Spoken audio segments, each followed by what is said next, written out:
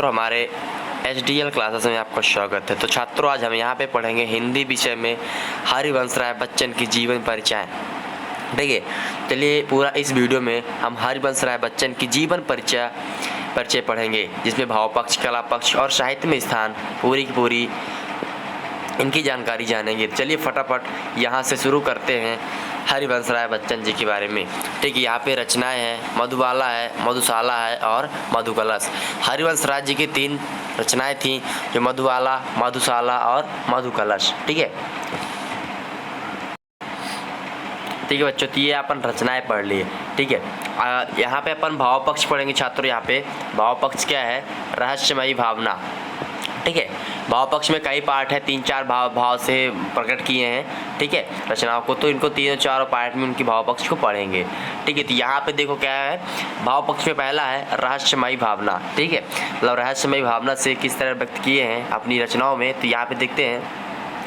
हरिवंश राय बच्चन वैसे तो हालवादी कवि थे, रूप में प्रस्ताव की उनकी रचनाओं के हालवाद के साथ साथ रहस्यमयी भावना का भी अनूठा एवं अद्भुत संगम देखने को मिलता है। ठीक है, उनकी रचनाओं में ये अपन इतना लिखेंगे रहस्यमयी भावना में।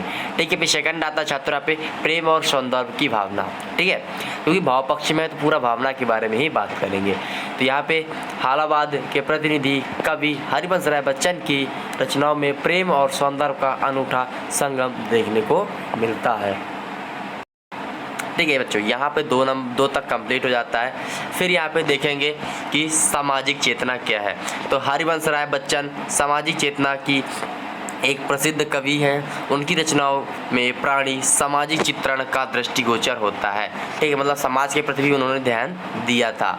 ठीक है, यहाँ पे एक चौथा भी पॉइंट है उनका कि अगर प्रेरणा पद रचनाकार है तो क्या, तो देखो कोई रचना करते हैं तो प्रेरणा पद ही होगा। ठीक है, तो उसके बारे में क्या कहने लिखते हैं अपन कि उन्होंने एक कवि के रूप में अनेक ऐसी अद्भुत कविताओं की रचना की जो निराश हताश व्यक्ति के लिए एक अवसाद एवं या दवा के रूप में काम करती थी। ठीक है, या फिर संबल प्रदान करती थी, जैसे कि लहरों से डरकर नौका कभी पार नहीं होती। यह उनकी रचना है और बहुत ही यह रचना से बहुत ही लोग प्रेरित होते हैं।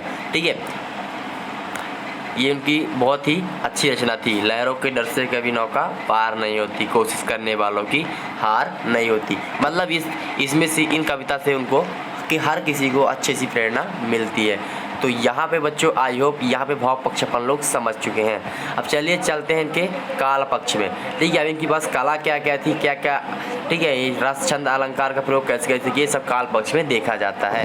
तो यहाँ पे अपन काल पक्ष में देखेंगे बच्चों, पहला भाषा का कला।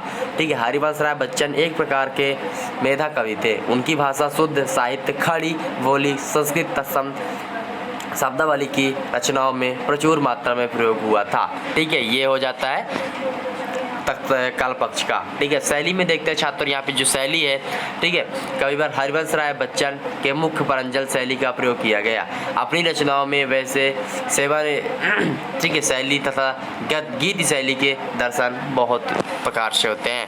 मतलब 2-3 शैली का उन्होंने प्रयोग किया था, संवेदनशील शैली, गीति शैली, ठीक है, दर्शन शैली, ये इस प्रकार की शैलियों का प्रयोग किए थे। ठीक है, फिर बच्चों यहाँ पे देखेंगे अपन लोग कि हरिवंश राय बच्चन के रचनाओं में अलंकार की क्या योजना थी। ठीक है, तो बच्चन के साहित्य में प्रेम, सौंदर्य और मस्ती व अद्भुत संगम है। उन्होंने अपनी रचनाओं में शब्दालंकार, अर्थालंकार का सफल प्रयोग किया था। ठीक है, यहाँ पे ये टॉपिक कंप्लीट होता है। अब एक ही टॉपिक आखिर में बचता है अपना साहित्य में स्थान, मतलब हिंदी में उनको विशिष्ट हिंदी में स्थान कहाँ तक मिला। तो ये छायावाद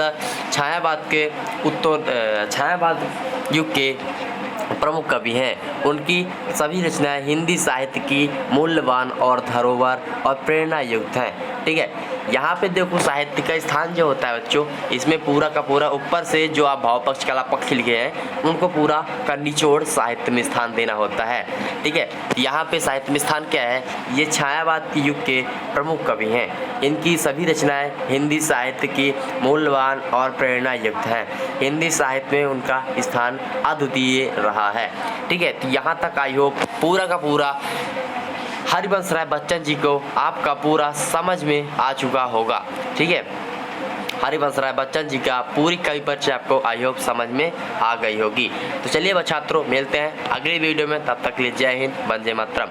ठीक है, ये वीडियो अपने दोस्तों में शेयर करें ताकि आप भी हरिवंश राय बच्चन जी के लेखक परिचय कवि परिचय अच्छे से लिख सकें। चलिए मिलते हैं अगली वीडियो में, तब तक के लिए जय हिंद, वंदे मातरम। वीडियो पे नए हो तो चैनल को सब्सक्राइब करना ना भूलें बच्चों। Bye bye.